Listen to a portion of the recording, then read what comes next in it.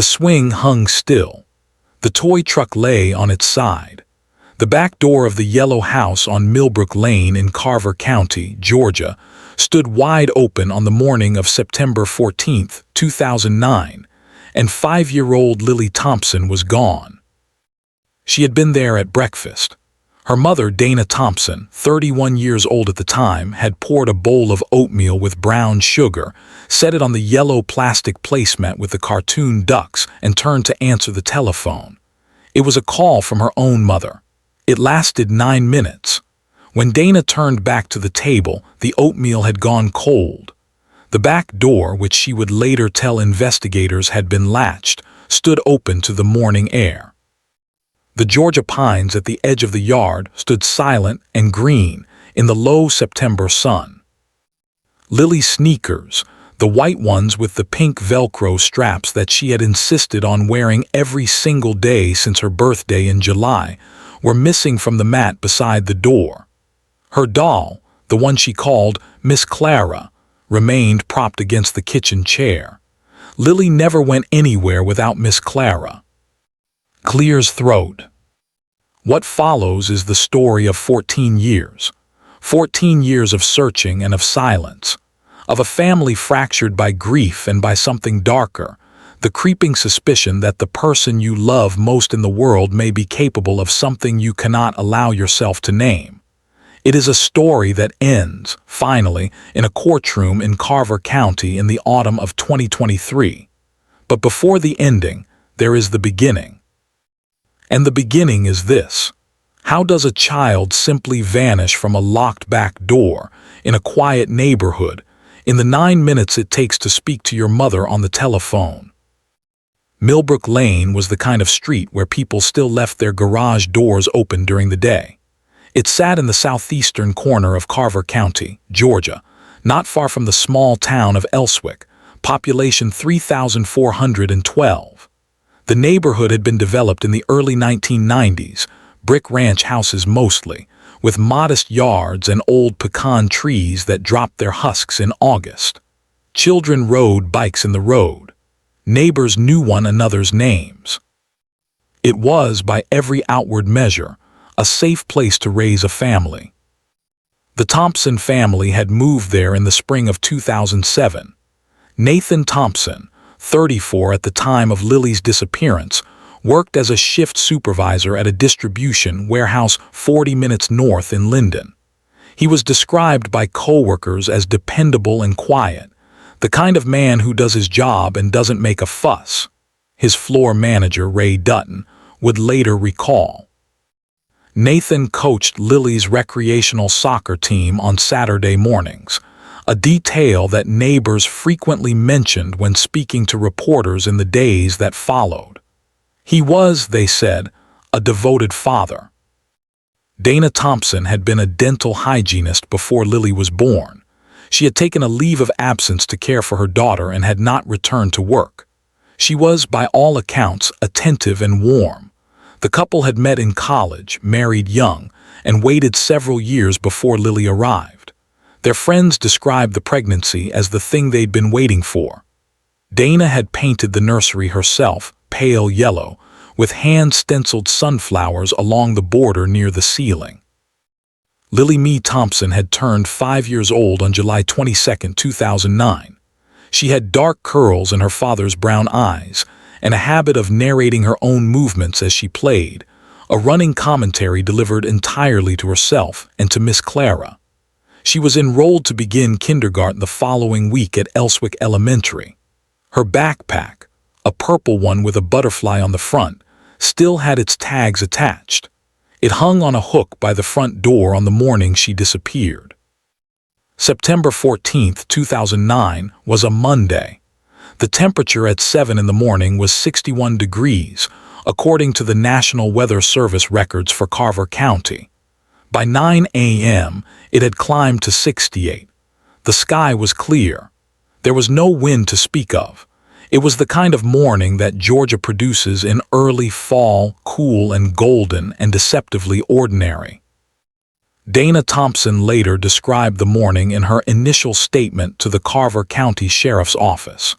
Lily had woken at 6:45, earlier than usual. She had padded into her parents' bedroom and climbed into bed between them for approximately 20 minutes before Nathan left for work at 7:15. He kissed Lily on top of her head.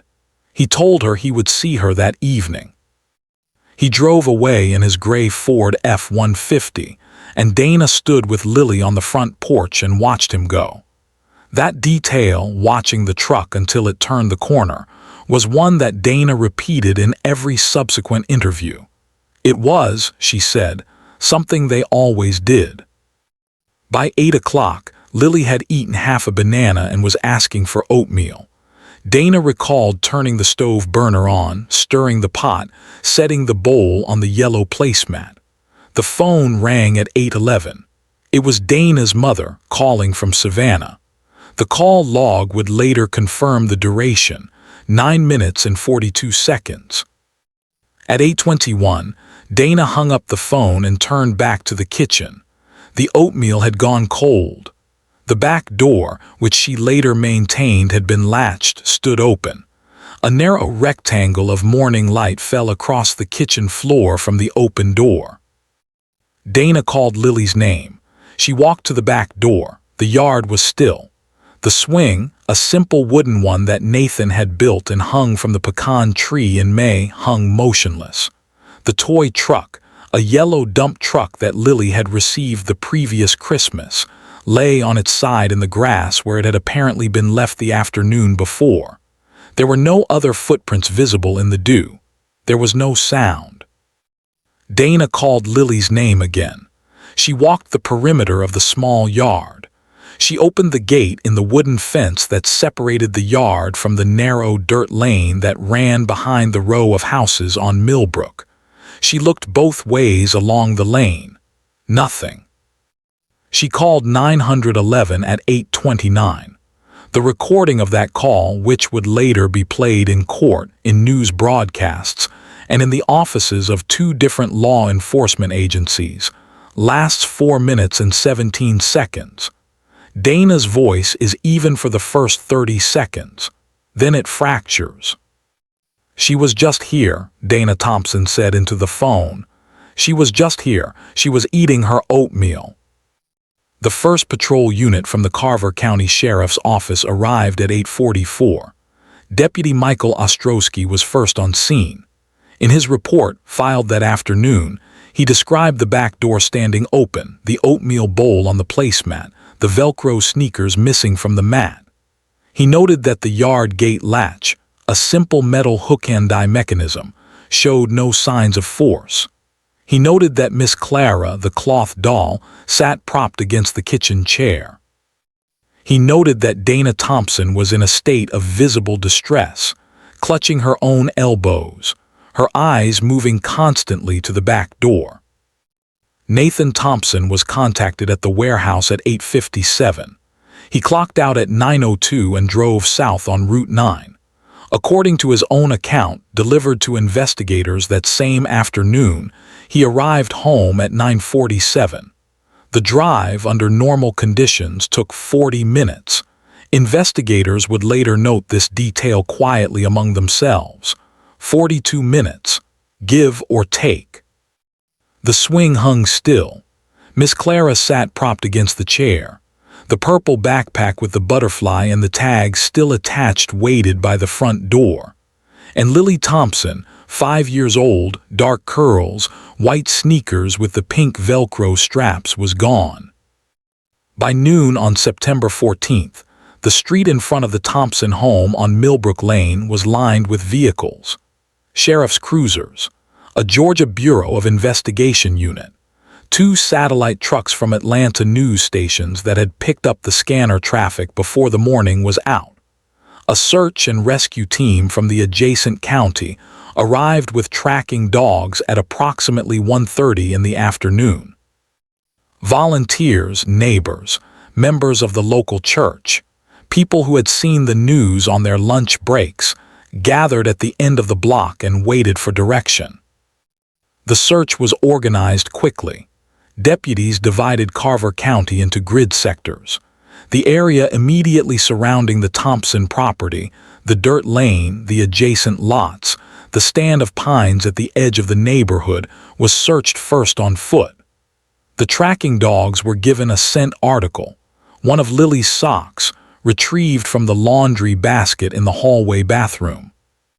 The dogs moved northeast from the back gate, along the lane, for approximately 200 yards before losing the scent near the drainage culvert at the intersection of the lane and Harvest Road. That culvert was searched thoroughly. It yielded nothing. The Georgia Bureau of Investigation's Child Abduction Response Team, CART, arrived from Atlanta on the afternoon of September 15th. Special Agent Patricia Hollies was assigned as lead investigator. She would remain on the case, in one capacity or another, for the next 14 years. The community response was, by all accounts, extraordinary. Within 48 hours, over 400 volunteers had registered with the Search Coordination Center established at the Elswick Volunteer Fire Station. Search grids expanded outward from the neighborhood.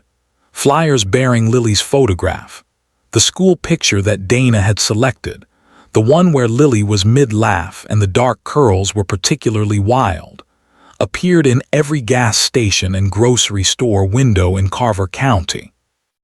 The national cable news networks arrived by September 16th.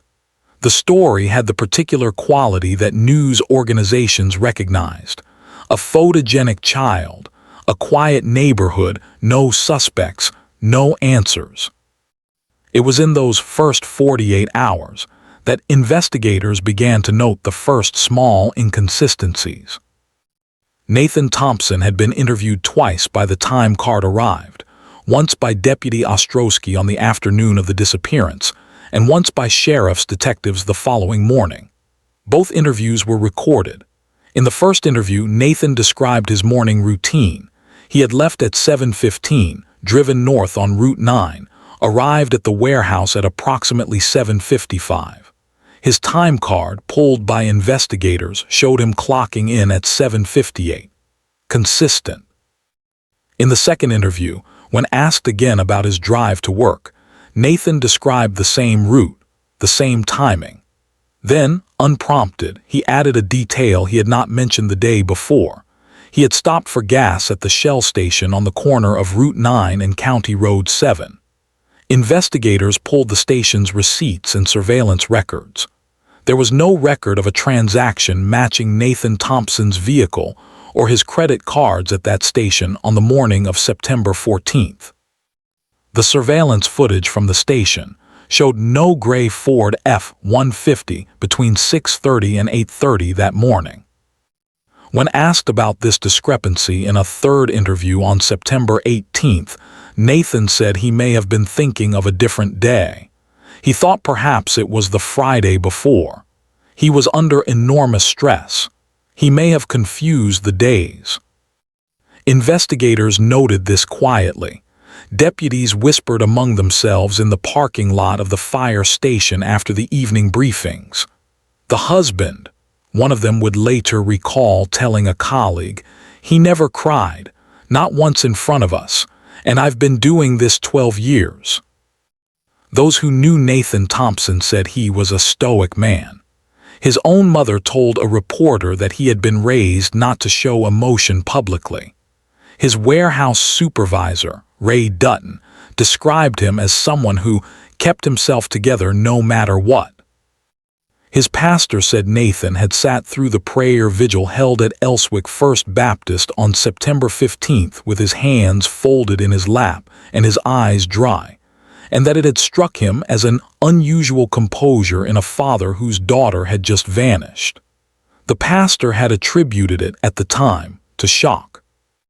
Clears throat. Special Agent Hollies noted in her case files documents that would become central to the prosecution's argument 14 years later that Nathan Thompson's demeanor in interviews was what she described as controlled to an unusual degree.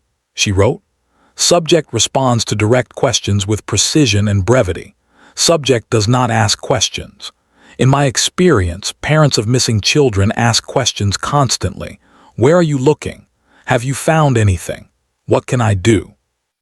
Subject: Thompson does not ask questions. Subject waits. On September 22nd, 8 days after Lily's disappearance, investigators executed a search of the Thompson property. They collected Nathan's truck, which was taken to a GBI facility for forensic examination. They collected clothing from the laundry. They collected soil samples from the backyard and from the truck bed. The results of those examinations would take weeks to process. In the meantime, the search continued. And slowly, as September gave way to October, the volume of calls to the tip line diminished. The satellite trucks left. The volunteers thinned. The flyers on the gas station windows faded in the autumn sun. In October, the forensic report on Nathan's truck was returned. Investigators found a fiber consistent with the fabric of Lily's purple jacket, the one she had been wearing over her pajamas the night before her disappearance. The jacket itself had been found in the laundry basket, where Dana said she had placed it after removing it from Lily at bedtime. The presence of the fiber in the truck, investigators noted, was not in itself unusual. Lily rode in the truck regularly. But the location of the fiber was unusual. It was found not on the back seat or in the cab, but in the bed of the truck, pressed against the rear panel near the wheel well. Nathan, when presented with this finding, offered an explanation. Lily had climbed into the truck bed at some point in the previous weeks while he was loading equipment for a camping trip. He remembered her doing it. He had asked her to get down. Dana Thompson confirmed this. She had seen it herself. She was certain. And so the case continued without an arrest. By the end of October 2009, no body had been found. No viable witness had come forward. The lead had thinned like smoke. Carver County was no closer to knowing what had happened to Lily Thompson than it had been in the first minutes of that Monday morning in September. The case did not officially go cold. It was never formally suspended. But by early 2010, the active investigative hours being devoted to it had diminished to a fraction of what they had been. Special Agent Hollies remained assigned to the case. She had a file cabinet. She had a photograph of Lily Thompson on her desk. She had, she later said in a deposition, a feeling she could not dismiss. The Thompson marriage lasted 3 more years after Lily's disappearance. In the spring of 2010, Dana and Nathan sold the house on Millbrook Lane. Dana has said in interviews that she could not remain in the kitchen where the yellow placemat had sat. She could not look at the back door. She could not see the swing from the window. They moved to a rental house in Linden, the town where Nathan worked, closer to the warehouse, farther from the neighborhood where Lily had been. It was a practical decision, Dana would later say. Or at least that was how it was framed at the time. For those who have ever sat with the particular silence of a house that once held a child, the silence that has weight and temperature and its own distinct sound, it is possible to understand what Dana Thompson describes about those years without any further elaboration. But she has elaborated, in interviews and in her victim impact statement, and in the conversations she has given to journalists. She has said that the silence followed them to Linden. She has said that it lived in the space between herself and Nathan. She has said that she would wake at 3 in the morning and find him sitting in the kitchen with the lights off, and that when she asked what he was doing, he would say he could not sleep, and that she would go back to bed, and that they would not speak of it in the morning.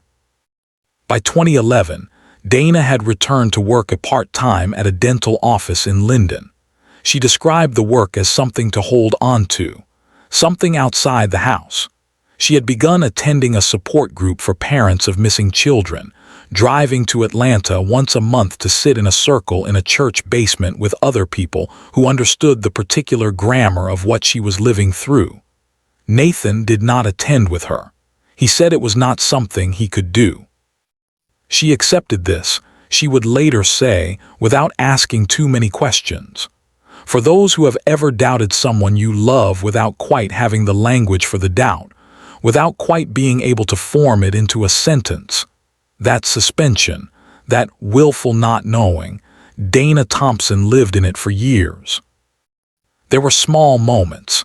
A neighbor in Linden who had followed the case in the news mentioned Lily's name at a block party in the summer of 2011, and Nathan turned away from the conversation so abruptly that the neighbor later mentioned it to her husband. There were the nightmares, Dana's nightmares, she has said, were about doors. Open doors, doors she could not close.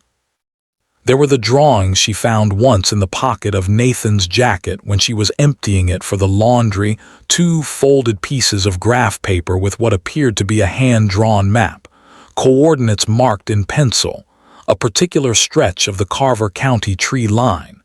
She had not recognized it at the time. She replaced the papers in the pocket and did not mention them.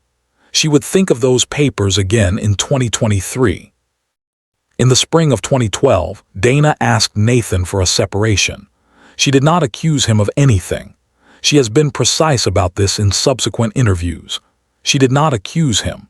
She had a feeling she could not name, and the feeling had accumulated over 3 years into something she could no longer share a house with. She told him she needed space. He accepted this without argument, which she found at the time to be a kindness, and which she found later to be something else entirely. Nathan Thompson moved into an apartment in Linden. The divorce was finalized in November 2012. The settlement was quiet. There were no children to consider, a fact that contained its own particular cruelty. Clears throat. The years that followed are in some ways the quietest part of this story, and quiet is not the same as peaceful. Dana Thompson moved back to Savannah in 2013, closer to her mother. She completed her hygienist certification, worked full-time, built a life that had structure and routine, and eventually, a measure of calm. She kept Lily's photograph on her mantle. She spoke to Special Agent Hollies 2 or 3 times a year, calls she initiated, calls in which she would ask if there was anything new, and in which Hollies would tell her honestly that there was not yet, but that the case was still open and still hers. Nathan Thompson remained in Linden. He continued at the warehouse. He was promoted eventually to operations manager. He bought a house, a brick one with a small yard on a quiet road outside of town. He did not remarry. Neighbors described him as pleasant and private. He attended a local church. He volunteered periodically with a youth athletics program. He was not, by any external measure, a man who appeared to be carrying something. But those who have ever watched a person manage the weight of a secret know that the management itself is a kind of performance, and that performances, sustained long enough, begin to show their seams. In 2019, a man named Gerald Ashford began working at the same warehouse where Nathan Thompson was operations manager. Ashford was, at that point, 42 years old, a former Carver County resident who had moved away in 2004 and returned after a divorce of his own. He and Nathan had known each other, distantly, in the years before Lily's disappearance. They had played in the same recreational softball league. They had attended the same barbecues in the neighborhood. What Gerald Ashford had never told anyone until 2022 was what he had seen on the morning of September 14, 2009. He had been, in September 2009, a long-haul driver. He had returned from a delivery to Birmingham the night before and had been unable to sleep. And at approximately 8:15 in the morning, he had been driving his personal vehicle along Harvest Road, headed toward the county line, when he had seen a gray Ford F-150 parked along the dirt lane that ran behind Millbrook Lane. He had noted it because one of the rear brake lights was out, a detail that had registered in the way minor traffic irregularities register when you drive for a living. He had not stopped. He had continued on to the county line. He had not connected what he saw to the news that broke that afternoon, because he had been on another delivery run by then and had not heard the news until late that evening.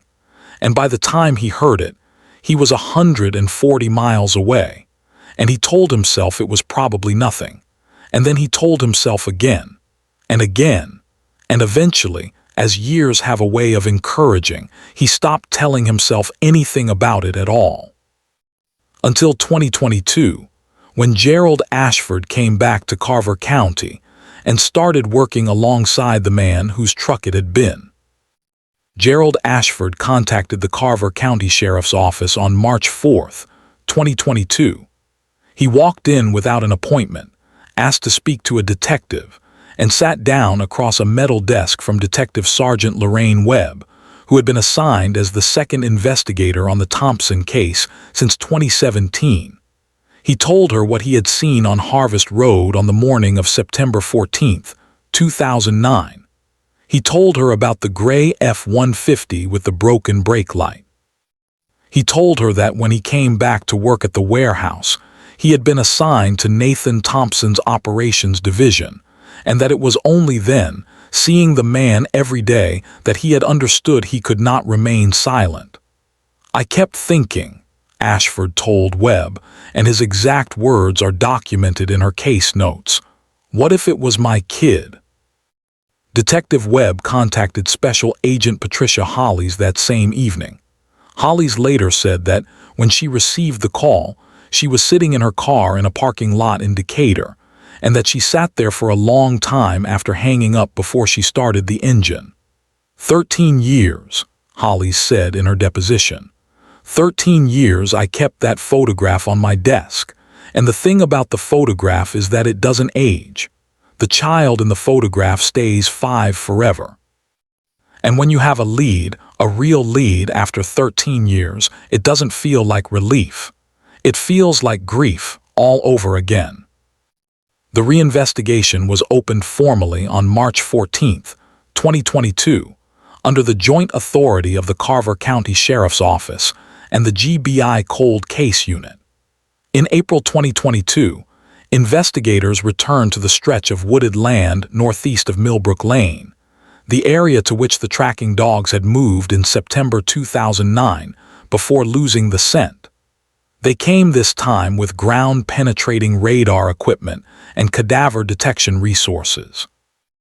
On April 23, 2022, at approximately 2:15 in the afternoon, investigators identified a disturbance in the soil at the base of a stand of longleaf pines, approximately 1/3 of a mile from the rear lane behind Millbrook Lane. What was recovered there has been reported in the public record, and what was established through subsequent forensic examination, dental records, comparative analysis, is part of the formal record of the State of Georgia v. Nathan Earl Thompson, filed in Carver County Superior Court in September 2022. Lily Mae Thompson had been found.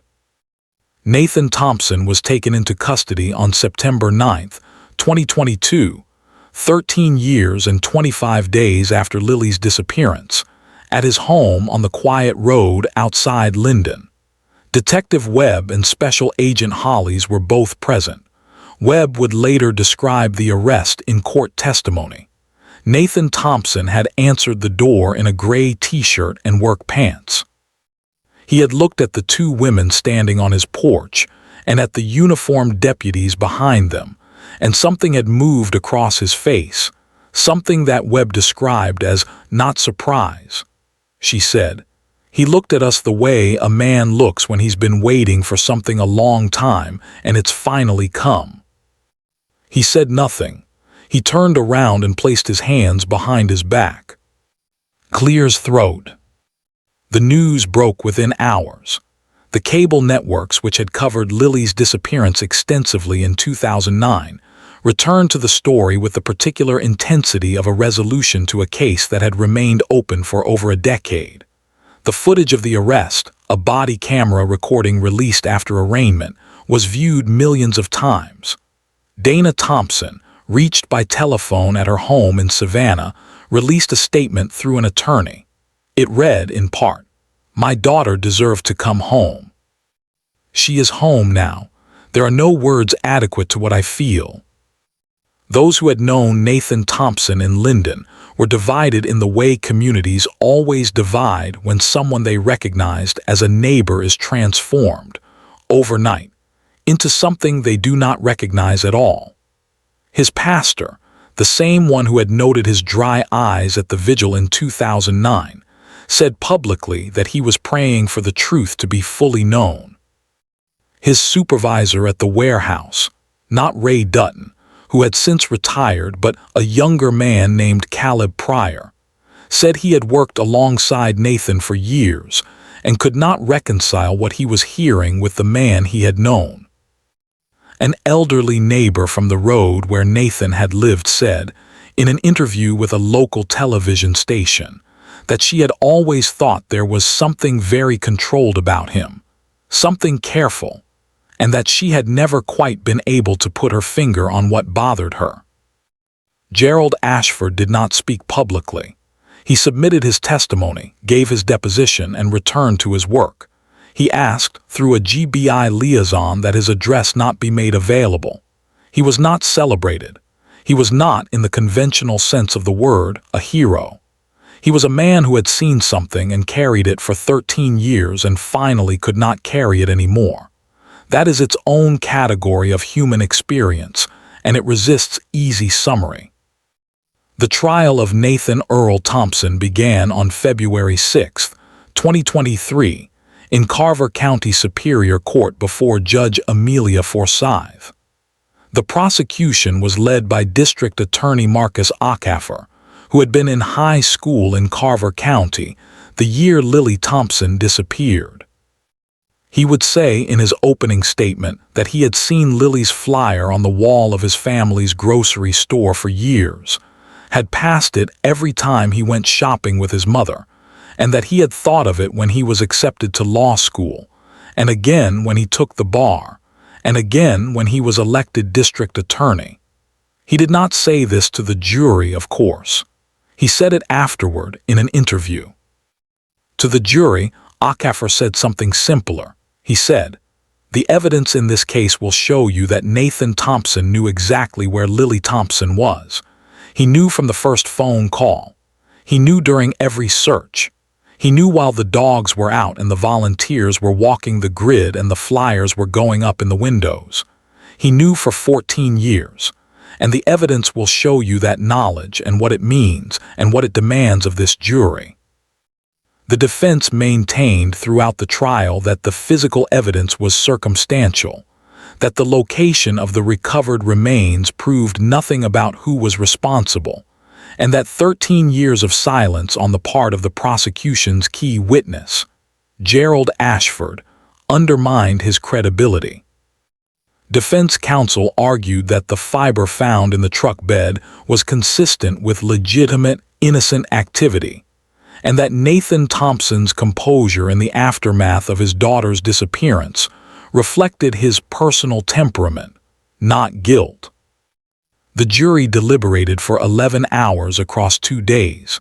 On February 28, 2023, they returned to the courtroom. Judge Forsyth asked for the verdict. The foreperson, a woman in her mid-50s who had grown up 20 miles from Elswick, stood and delivered it. Nathan Earl Thompson was found guilty on all counts. In the sentencing hearing that followed in April 2023, Dana Thompson delivered a victim impact statement. She stood at the podium for 8 minutes. She spoke about the yellow placemat with the cartoon ducks. She spoke about the purple backpack with the butterfly and the price tags she never removed. She spoke about driving past kindergartens for years and imagining, compulsively, what Lily's first day of school might have looked like. She spoke about the nightmares.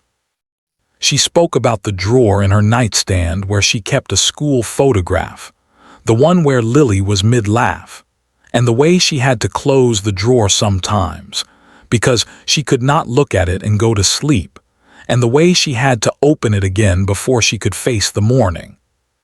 She did not speak directly to Nathan Thompson. She kept her eyes on the middle distance, on some point beyond the walls of the courtroom, in the direction of Carver County, in the direction of the pines. When she finished, she folded her papers precisely, squared them against the podium, and walked back to her seat. Nathan Thompson was sentenced to life in prison without the possibility of early release. He made no statement. He did not look at Dana. He sat at the defense table with his hands folded and his eyes forward, controlled to the last, waiting, as Patricia Hollies had observed 14 years before, for whatever came next. There is a particular quality to justice that arrives 14 years late. It is not the swift, clean thing we hope for. It does not undo the 14 years. It does not restore the playground afternoons or the kindergarten mornings or the ordinary evenings that a 5-year-old girl would have moved through, season by season, becoming whoever she was going to become. It does not give Dana Thompson back the 9 minutes she spent on the telephone, or change the fact that a back door stood open, or quiet the nightmares about doors. What it does, what it is a form of accounting, a formal insistence rendered by a jury of 12 people from Carver County, Georgia, that what happened to Lily Mae Thompson was real and that it mattered, and that the person responsible would be held to account for it. That is not nothing. In the long arithmetic of grief, it is not nothing at all. Special Agent Patricia Hollies retired from the Georgia Bureau of Investigation in June 2023, 3 months after the verdict. In her retirement announcement, she did not mention the Thompson case by name. She did not need to. Her colleagues knew. She had kept the photograph on her desk for 14 years, and now Lily Thompson's case was closed and Hollies was done.